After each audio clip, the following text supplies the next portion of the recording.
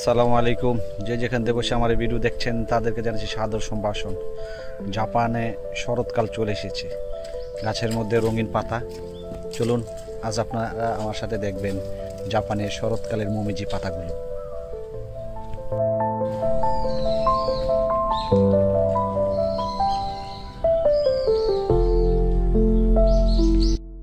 এই পার্কটা টোকিও উকিমা ফুনাদোর। এখানে দেখেন অনেকে বসে এখানে মাছও ধরছে, বয়স্করা।